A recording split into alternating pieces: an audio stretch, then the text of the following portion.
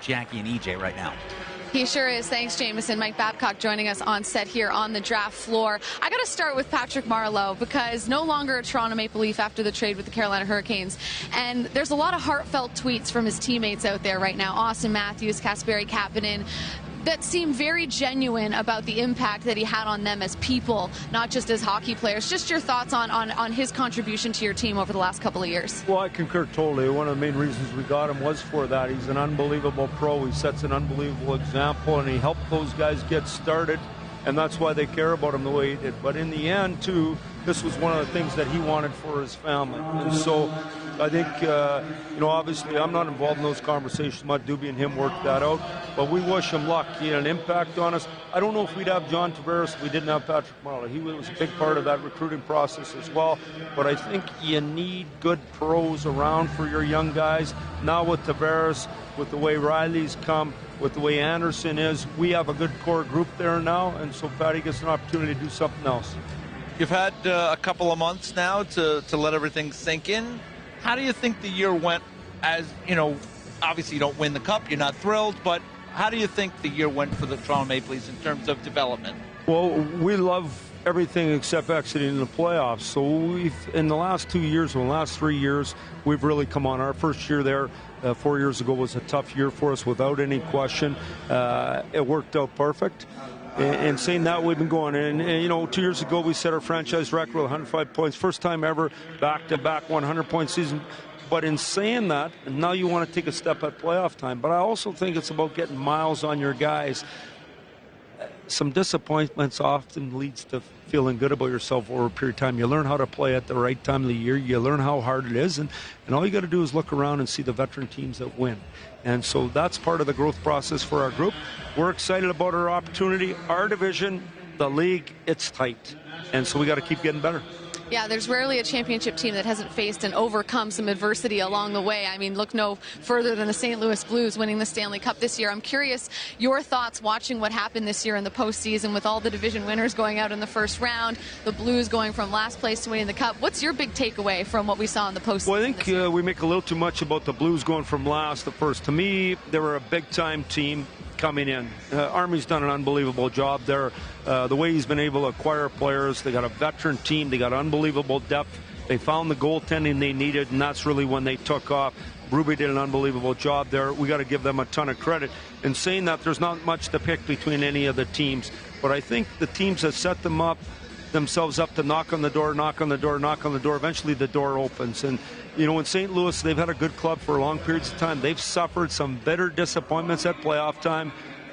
Now they're feeling pretty good. And no different in Washington the year before with a veteran-laden group. So, I think there's lots of examples. I was in Detroit. We did the same kind of thing. You had some results that we were really disappointed in. It was tough to swallow. And yet in the end, it set you up for success.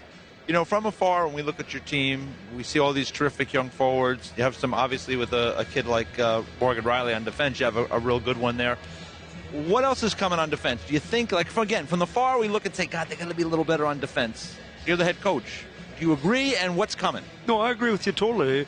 You're always trying to improve your roster, but there's no tree with defensemen. We just go pick a guy up. You can't go to the store and buy the Money actually does grow on trees. Defensemen, however, do not. They do not. 100%. In saying that, we've done a good job in the last couple of years in the draft, and they're playing in the Marlies, and they're going to be good players. In the meantime, do we need some gap guys? Absolutely, for sure. I think Muzzin came in and did a good job for us last year. Zaitsev's a great defender for us here. Dermott's going to start this season injured. There's guys right there that really play hockey. Do we need more support for them? Absolutely. And the better your D is, obviously, the less time you spend in your own zone. And all you got to do is watch St. Louis, watch Boston, watch the good teams. They have an elite back end. They make it hard for you. We have to improve that area of our team, but we also, as a group, got to improve that area of our play. Fair enough. I'm going to switch the conversation around a little bit since we are on the draft floor. What do you enjoy about the draft? What do you enjoy about the process of the draft? Well, I think there's a number of things. Obviously, you got a lot of people in your organization that work hard and no one ever sees to give you a chance to make good decisions at this time of year. You have to have players coming in the cap world.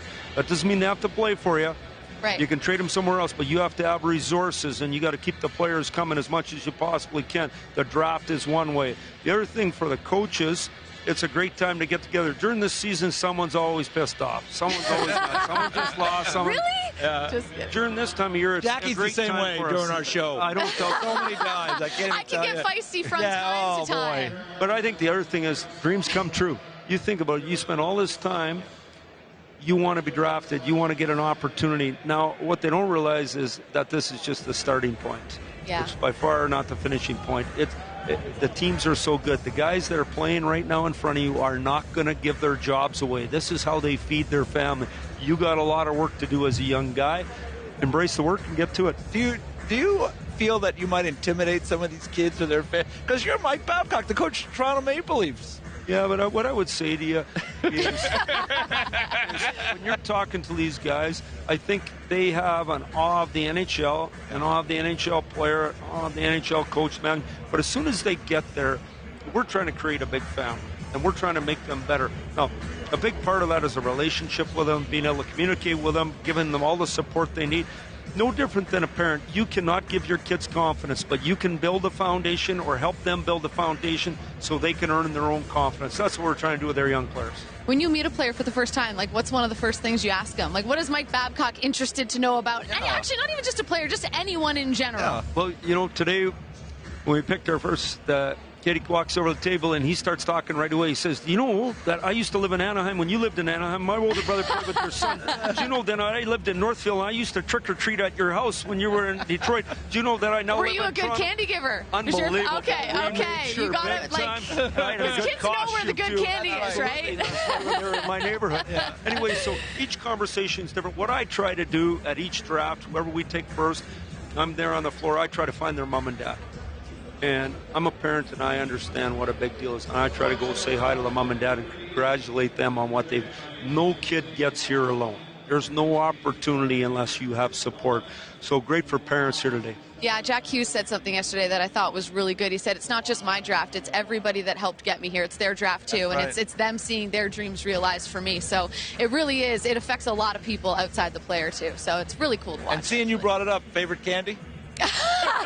What's Mike Babcock's favorite candy? That's a I think good everybody question. wants to know. I love the wine gums, to tell you the truth, but those chocolate M&Ms, Doc Emmerich, every time he sees me, drops off a package. I got to tell you. The regular ones or the peanut ones? The peanut ones. Okay, yeah. The peanut Good ones for clarification sure. there. They're unbelievable. No, for sure. The yellow package, not Yes, the brown of package. course, The yellow yes. You gotta package, be whatever clear, they're called. But I never used to be into the sweets, but since I turned 50, I don't know if I needed a little sweetening up or what happened. Sweet tooth going on now that you hit the 5-0. Is that it?